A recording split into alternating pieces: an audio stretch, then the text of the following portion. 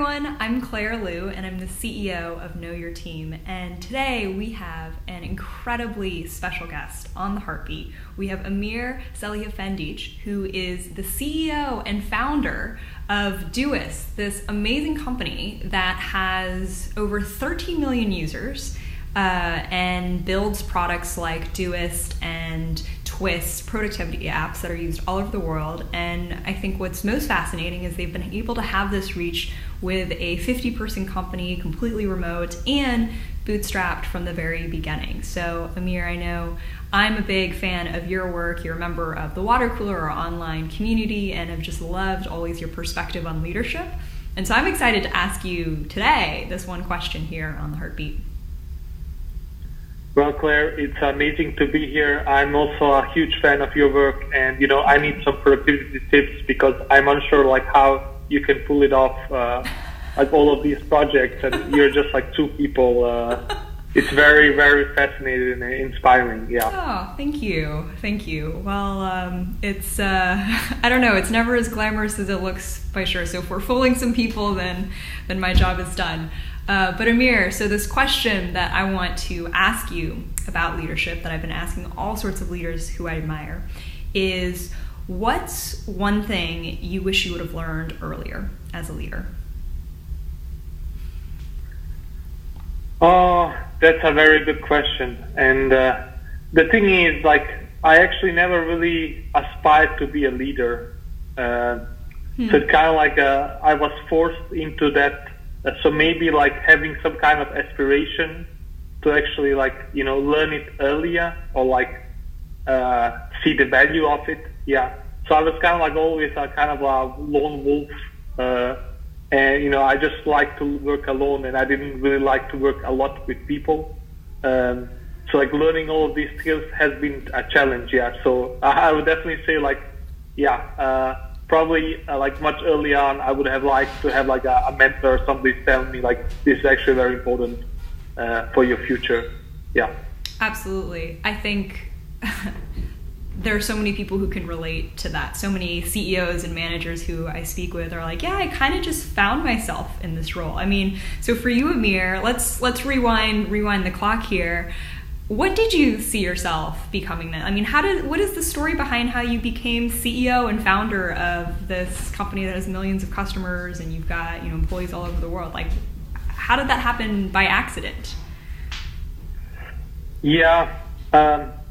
I think if you, read or listen to a lot of stories, it's kind of the same, or similar storyline where you just have an idea and you just are very passionate about the idea and you want to see this happen in the world and create this.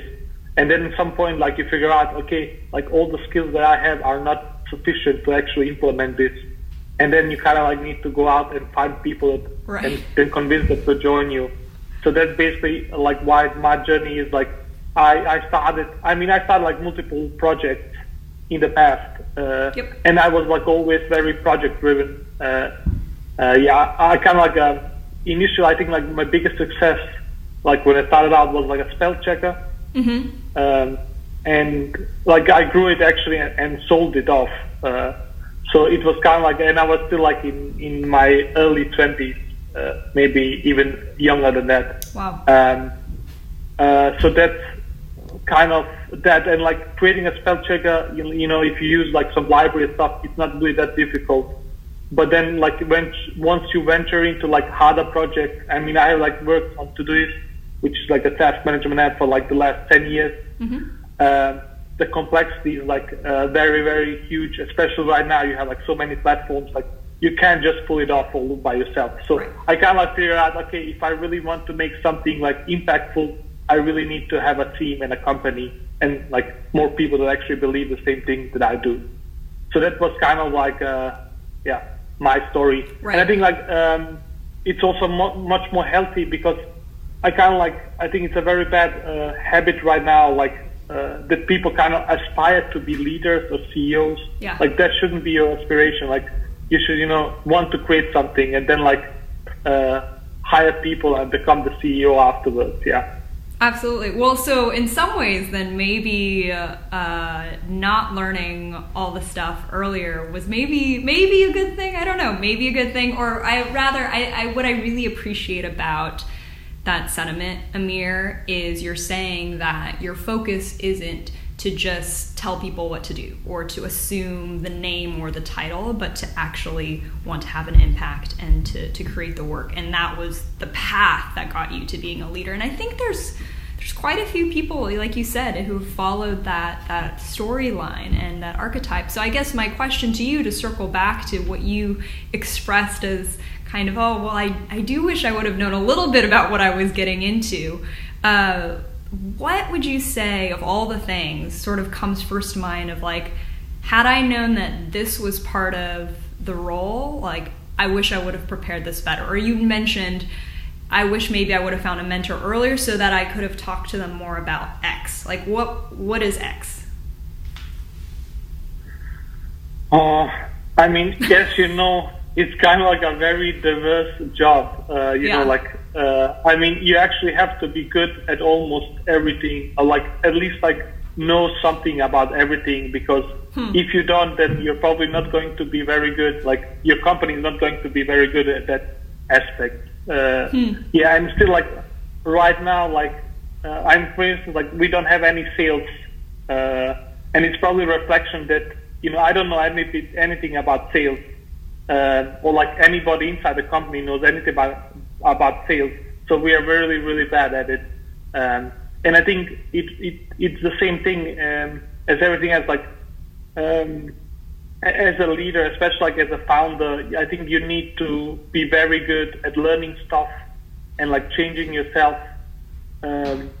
And I didn't really know that in the beginning. Like I thought you just had to create kick-ass products and hire good people, but there's like a that's not it. That's hard enough, by the way. That's hard enough as is. Yeah. You just talked about two extremely difficult things: create a kick-ass product and hire kick-ass people. Like those are hard in itself. And so you're saying there's another layer of optimizing and evolving your ability to learn very quickly as a leader. It sounds like.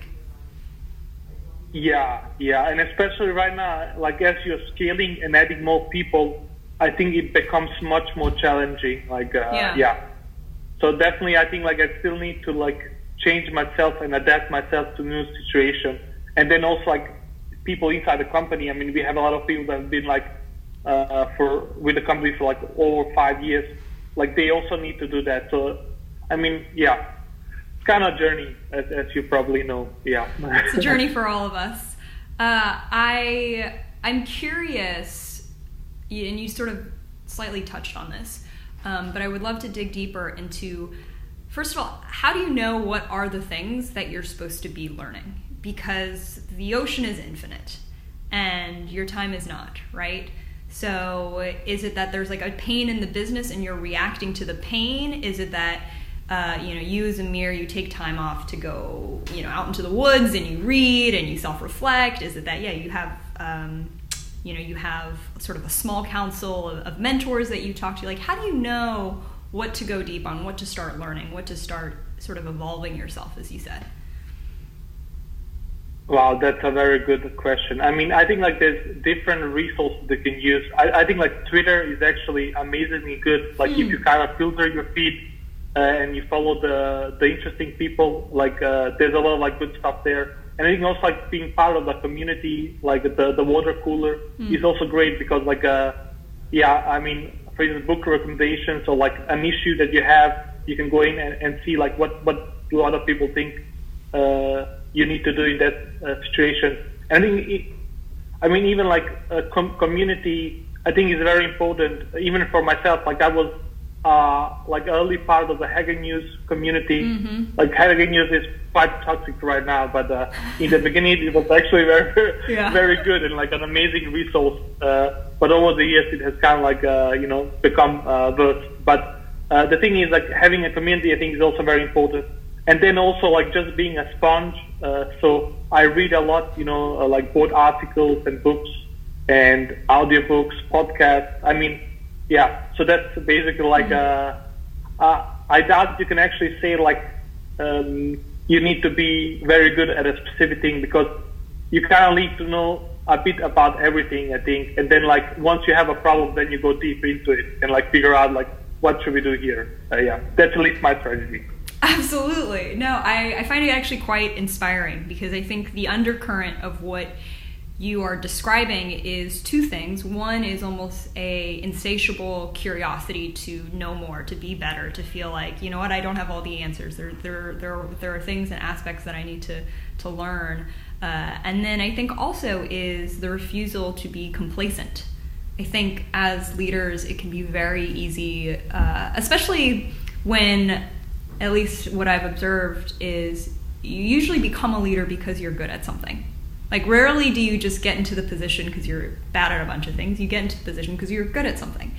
And when you're good at something, it's very easy to sort of really sit on that and be like, oh, I'm good at building, really good products, or hiring, people to where I can delegate, tasks or whatever. And you forget the stuff you're not good at, which is what you're saying, to sort of really zoom in on. So I think those are really wonderful takeaways. I'm curious as well, Amir, for folks who are watching this, who are new managers or who are, maybe just really struggling as a founder or as an entrepreneur, how can they sort of put this into practice with limited time, right? Like how, is there something that you sort of do or say to yourself to remind yourself to be learning, to be reinventing yourself, to be evolving in a certain way? Or what advice would you have to any new manager or to any entrepreneur who's struggling? Oh, that's I would probably have a bunch of stuff to say, but I think I think like maybe the most important part, at least for me, is kind of like having a mission, and then being driven by this mission, because that forces you just to learn and adapt and want to improve. I think like if you kind of are motivated by something else, I mean, let's say money or like fame or whatever else, then I doubt you will actually want it that much, or at least like maybe you will become a bit complacent, maybe you will be satisfied. The thing, at least like what I have found out with me, is like I'm actually never satisfied, and I find that like very, very great, because I think it's a very amazing human trait, and then like that is really a big energy driver, because I can always see like what are we actually bad at, and always like of course like you can't really become too pessimistic, but I think complacency is definitely a huge problem, especially like if you have any kind of success. I think it's very easy to kind of like just go and be happy with yourself.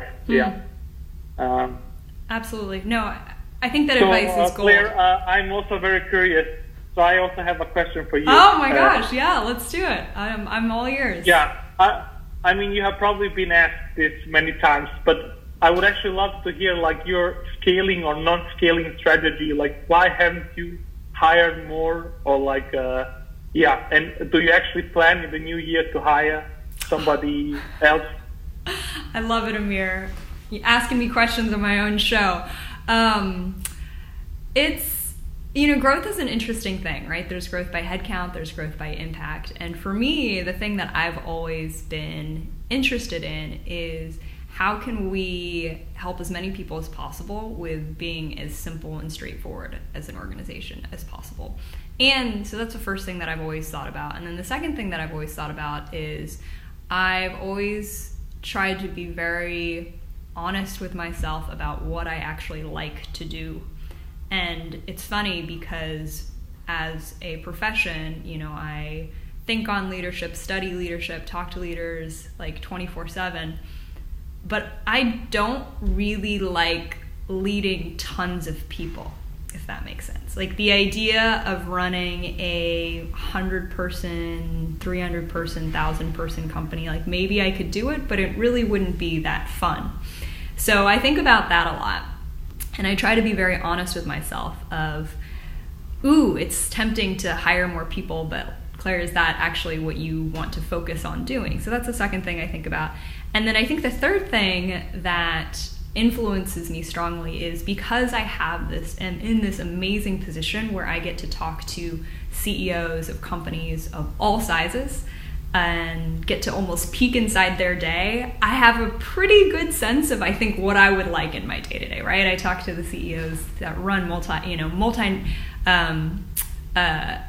billion-dollar companies that have thousands of people, and I talk to entrepreneurs who've bootstrapped their company and they're running and it's 100 people and sort of the whole range, and so trying to understand like, oh well, what would I really enjoy? And I think what it all comes down to, if you sort of mix all those influences, is again just really being, you talk about motivation, wanting to have impact with reducing the complexity of the business itself. Now, here's the issue that comes with that is there are definitely constraints, right? It means that, oh my gosh, Daniel and I, my CTO, there's so much that we wish we could do and that we're not doing, right? Or that we don't feel like we're moving fast enough and that we're not.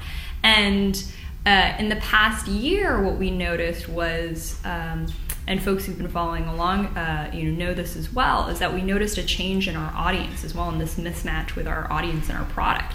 And so after figuring that out and now looking to the new year, figuring out like, oh, well, I think we now have this really, I think like we're really finally like nailing what we want to offer people and who is actually now listening to us, that, maybe it will make sense to hire more people. So we'll see. And, I always keep my options open for, oh, does that mean, raising more money or raising any money? Because we haven't ever. Does that mean, taking a loan from a bank? Like, what does that exactly mean? Like, I'm not 100% sure. It's still actually a little bit early for us to say.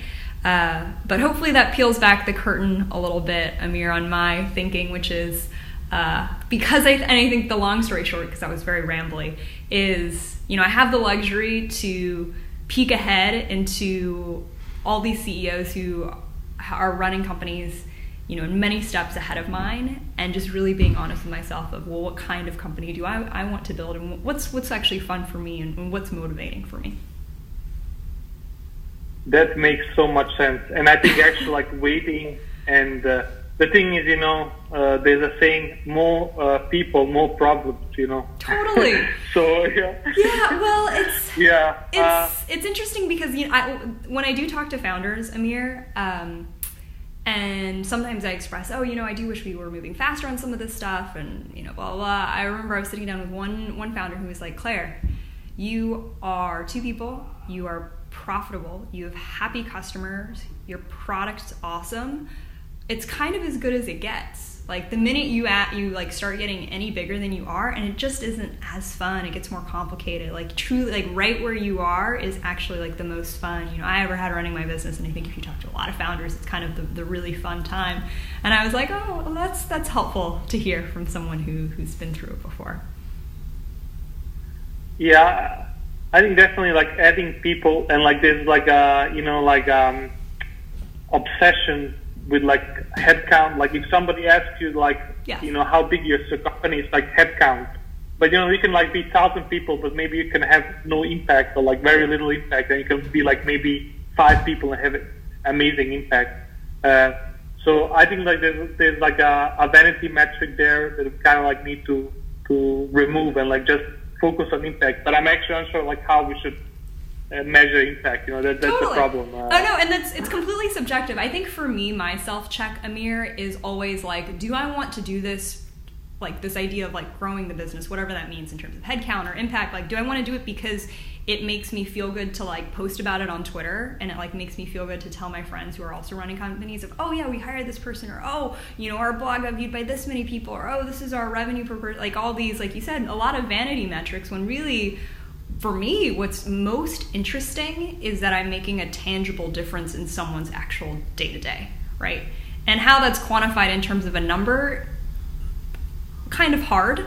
But the most rewarding things are, and I'm sure it's similar for you, is, when I get an email from someone who says, Claire, like, the leadership training that you gave was hands down the best leadership training I've ever had, or this product know your team helped me learn something I had no idea about, and we saved someone from leaving the company because it's those, like this blog post, Claire, like, oh, this totally changed my leadership philosophy. Just think like those are the moments for me where I'm like, we have to replicate that more than is it exciting to say that, oh, we hit certain, revenue numbers, which was always great. I'm a fan of money, like no worries there, or, hiring people, but always, for me at least, a self-check of why.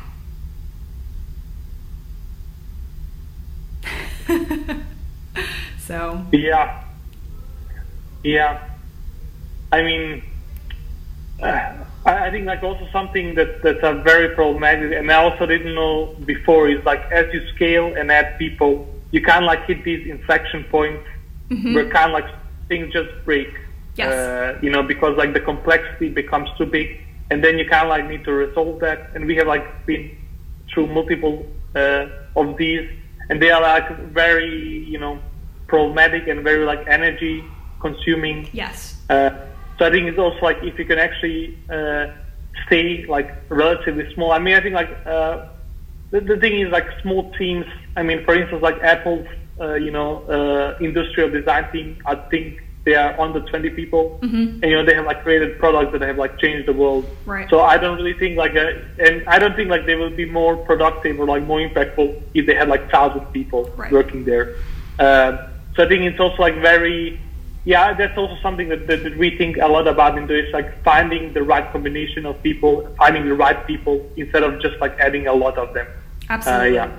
Absolutely. Well, then on that note, I have one last question for you, Amir, because I could sit here and talk to you for hours about this. But on this note of finding the right people, I think one of the most common questions that I get and that a lot of founders discuss amongst themselves is hiring. And I know we could probably go really deep on this also and have a whole separate podcast session on just hiring. But, you've brought it up a few times too, that, its importance. And, as the company grows for you, if you could sum up how you think about hiring the best people, what you look for, what advice would you share for, folks who are watching this about, okay, so you have to hire someone. Here are some things to think about that most people don't tell you. Yeah, I mean, I can tell you what for me is a very, very important thing, and I think it's personal projects or that they've actually created something themselves. Yes. We have a very, very huge correlation between people that have really been good at their job and yes. have created something themselves. And I think if I look at somebody's a resume, and they have only worked for other companies, and there's zero initiative on starting something themselves, or having a side project, something like that, then that's a huge red flag for me. So for me personally, I think that shows you that person is actually really passionate about something. And a lot of times, for instance, developers they can maybe have an open source project, they work on during the weekends or during the night or whatever. And that shows you they can actually they do enjoy the work so much that they would just do it for free and do it as part of a community work. And before I started all of this, and even right now I have open source projects that I do on the side because I actually love to develop. So for me, this passion for the job is very, very important. And same yes. with the designers and even marketing people. For instance, if they are really good, they will probably already hang out on ProductHunt and be part of that community there, right? Or something like that. Right, have a blog on the side, yeah. Yeah, exactly. So if they have zero, of course, you can still go out, and we have hired some people that have been amazing and just didn't have any personal projects. So sure. It's kind of you can have a dark horse, but there's just a huge correlation. And then whenever I see somebody that has done something themselves, it's just I kind of feel good about that person. Totally. Well, I think to your point, it hints at the deeper motivation for why people do it, right? It's not because I'm getting paid to, but maybe because I actually enjoy it or increases my learning. So I think that is invaluable advice, Amir. Thank you so much for all of your insights. I learned so much. I actually also enjoy getting asked questions, finally. That's actually a really nice change. And I know everyone who's watching this really appreciates all your wisdom as well. So thank you. Thank you, Claire, and best of luck also with the new product launch and rebranding. I'm actually unsure how you can do all of that with two persons again. Like we need to do a session about like personal productivity. I would love actually to also write a post about it. I would love I'll to think about it. Yeah. Oh, yeah. That's I appreciate the suggestion. I'll do that. I wasn't. Yeah. No, it's good to know people are interested. So thank you so much again, Amir. Talk to you soon. Bye, Claire.